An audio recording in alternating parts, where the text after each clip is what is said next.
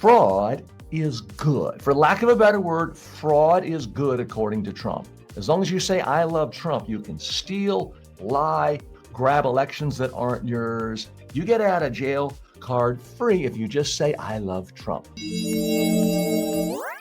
Trump praised fraudster George Santos. According to the New York Times, George Santos, the disgraced ex-congressman from New York, is out of prison tonight, thanks to a computation from President Trump. Santos served less than 3 months of a 7-year sentence for wire fraud, identity theft, and unemployment fraud. He had pled guilty to stealing donor money, using credit cards without consent, and spending campaign cash on Botox, designer clothes, and even OnlyFans. Trump called the sentence excessive and said Santos was horribly mistreated in solitary confinement. The commutation cancels his remaining prison time and the $370,000 he owed victims. That's right, he doesn't have to pay back the victims. Republicans on Long Island are furious, saying Santos stole millions and defrauded an election. But Trump praised him for being 100% for Trump. So a man expelled from Congress for lies and theft now walks free, rewarded not for honesty or public service,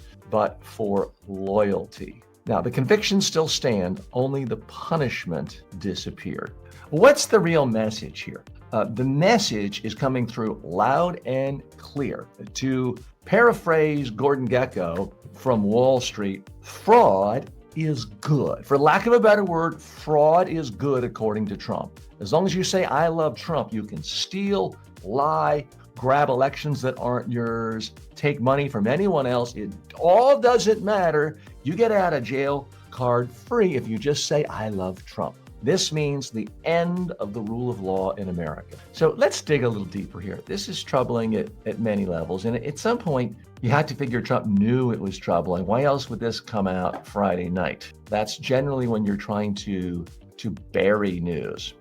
This is disturbing at many levels. Now, as a personal note, I used to live in the district where George Santos was elected. I wasn't there when the election happened, but I know people who did. And the people who voted for him were essentially defrauded, but also shame on them too, because they didn't bother to learn anything about this guy.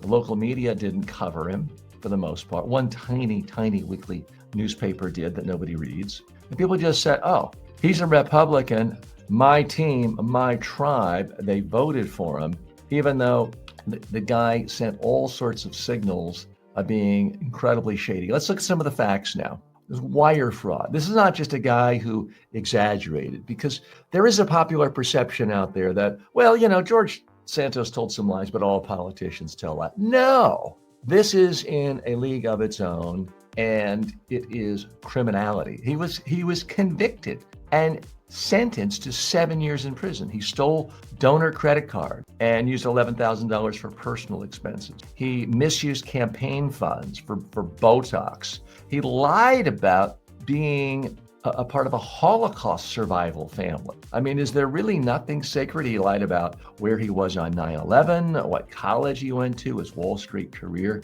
He owed $370,000 in restitution. Doesn't have to pay that anymore. And most important, he really defrauded the voters of not just his district in Long Island, but of America. And in a time when so many of our decisions are often decided by one vote, indeed control of the House may even come down to one vote very soon, every vote matters. Every member of Congress matters. So we want our elections to have some integrity. And all the scams he pulled, I could spend an hour a day for the next 10 weeks just detailing this guy's scams. But he is, by all accounts, a fraudster, a felonious fraudster. I guess it's only fitting that he's now been released from prison by another felonious fraudster. Make no mistake about it, Donald Trump is sending a clear message. Fraud is good. Criminality is good if you're on my team.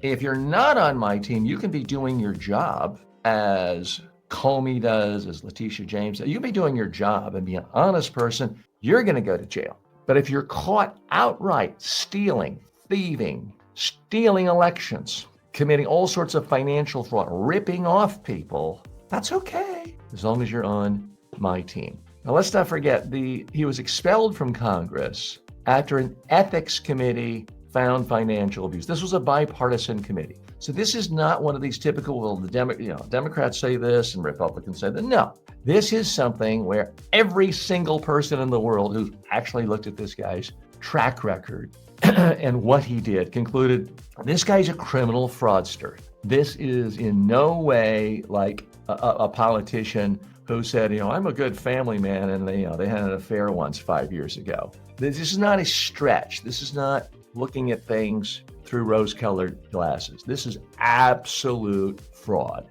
absolute financial fraud as well, and electoral fraud. And now it's being rewarded. Now, part of me thinks, well, Trump's doing this just because he knows it will outrage centrists like me and moderates and right-of-center Republicans, as well as left-of-center Democrats, progressives.